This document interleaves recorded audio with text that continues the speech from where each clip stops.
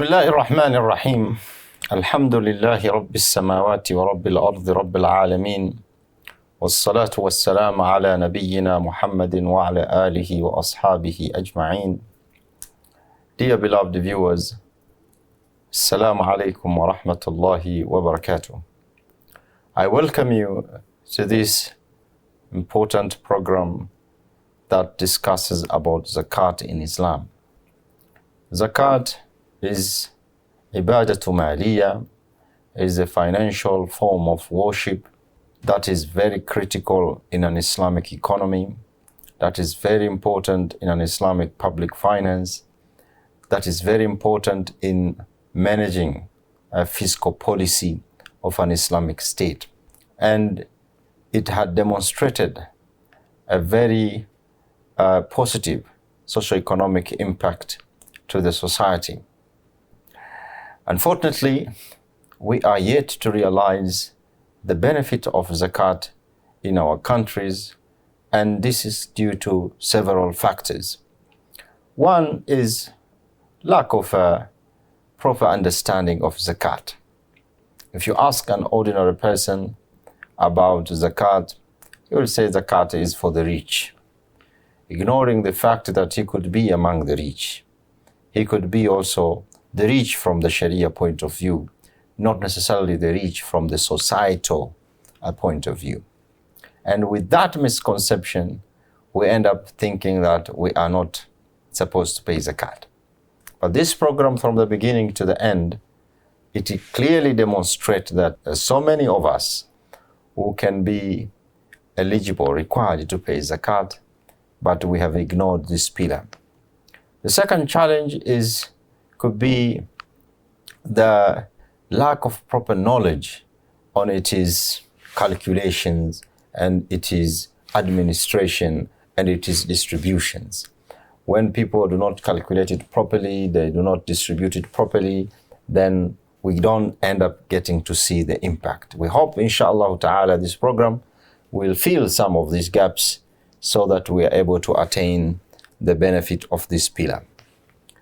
In the previous episode, we had discussed Zakat to the point of looking at Zakat on real estate. And I had mentioned that in real estate, Zakat is applicable on the real estate or properties for selling and properties for leasing. And we discussed about properties for sale. We saw there are people who are developing houses or commercial premises for selling and others for leasing. And we had discussed in detail in previous episode about those who are doing properties for selling. They develop properties for purpose of selling them at a profit. Today we want to talk about properties for lease. Those who are developing the properties, he has his own personal house, and he's building another house or is buying another apartment somewhere in order to get rental income. Is this property zakatable or not? To answer this question, there are differences of opinions among Sharia scholars. The first view consider that any property that is intended to generate income is zakatable, and its zakatability is not just on the rental income, but the value of that asset plus the earnings. The income generated from that particular assets minus the expenses of managing that particular asset. Now the balance, if it's above nisab, then is zakatable. So under this view, if you have cars for renting, like you have a car for Uber or taxis, you have maybe ship cruise, okay, of which you ferry people from one place to another, as is common like in Tanzania. We have some business people who are in the business of ferrying people from Dar es Salaam to Zanzibar, okay, and these are ships, that passengers pays for the transport. So it is a rented form of an asset. So under this group of scholars, they consider that any asset, okay, a fixed asset that is generating income, intending to generate income, rental income, okay, even the house, you have built a house that you intend to rent, we will have each year to value the value of the house, as well as we need to look at how much it generated, okay, then we deduct expensings of maintaining it, and the net amount we have to pay zakat for it. And zakat rate is 2.5. And this is considered the view of Imam Ibn Hanbal, Ibn Aqil, and Ibn al-Qayyim. The second view consider that it is only the earnings that are zakatable, not the value of the asset itself. The fixed asset itself is not zakatable, so we will not value the house that is for renting. We will not value the car that is for Uber or for taxis. We will not value a shipping cruise, okay, but we will look at how much income has it generated. So we look at the cash flow. We look at the income earned. And if the income earned, okay, minus the expenses is beyond the nisab, is above 85 grams of gold, then it becomes zakatable.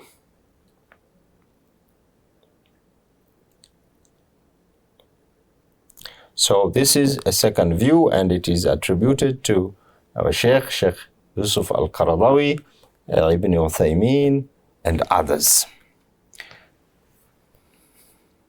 So those are major two scholarly opinions, and I know in our society in Kenya and Tanzania, most of people will be inclined to this second view because it reduces the amount of zakat.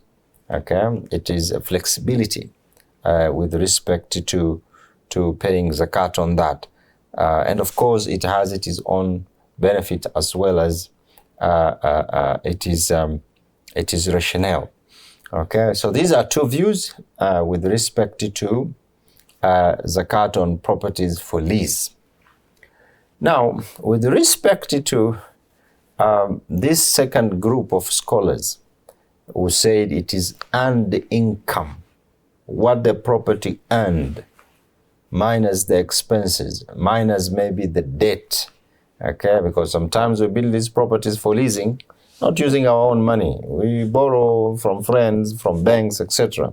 So we look at the earnings, how much it earned, okay, over the year, minus the maintenance expenses, running operating expenses, etc., minus if there is a debt associated with that particular asset, we deduct just an amount to pay the debt for the 12 month, and the net amount, if it's above nisab, we pay zakat of it. So in this second category, there are again differences of opinion as to whether the hawl, okay, does this rental income have to stay for a year or not? Has it, when you receive the rent, okay, or that earned income, does it have to stay for a year or not? So there are two views on this. The first view says it is irrespective. There is no hawl in this, okay?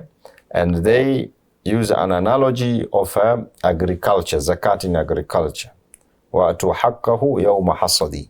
Okay, in agriculture, you know, there is no hawl.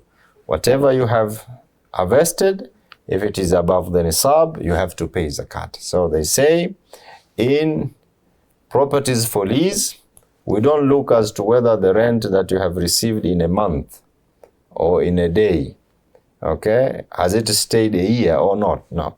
If you have received a rental for a month, or even for a week, or even for a day, because these days as you know, hotels. Some of us, build hotels and we lease.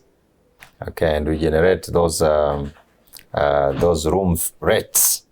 So they say if per day you were able to generate, okay, an amount that is above the nisab, okay, and of course, if that particular day you have generated, say, 1 million Kenya shilling, and if you deduct your daily expense, the expense of that day, okay, leaves you with the balance of, say, 900,000. And if we check the nisab for that day, the nisab of gold for that day is 800. That means you are already above the nisab. They say then you will have to pay zakat for that earning, daily earning or weekly earnings, okay, or monthly earnings. Okay, this is the first view with regards to how you pay zakat under this category. So this view is attributed to Ibn Abbas, Ibn Mas'ud, and these are Sahabas, the companion of the Prophet ﷺ, Umar bin Abdul Aziz, Hassan al-Basri, Imam al-Zuhri, al-Awza'i, and others who are holding this view that there is no hawl in a rental income. It is, if you receive your rent monthly, you will have to look how much you have received, minus your expenses, minus some of your liabilities, the net of it. If it is above zakat, you pay zakat for that particular month. Dear beloved viewers, we take a short break and we will continue to look at the other view on this issue of hawl. Please don't go away.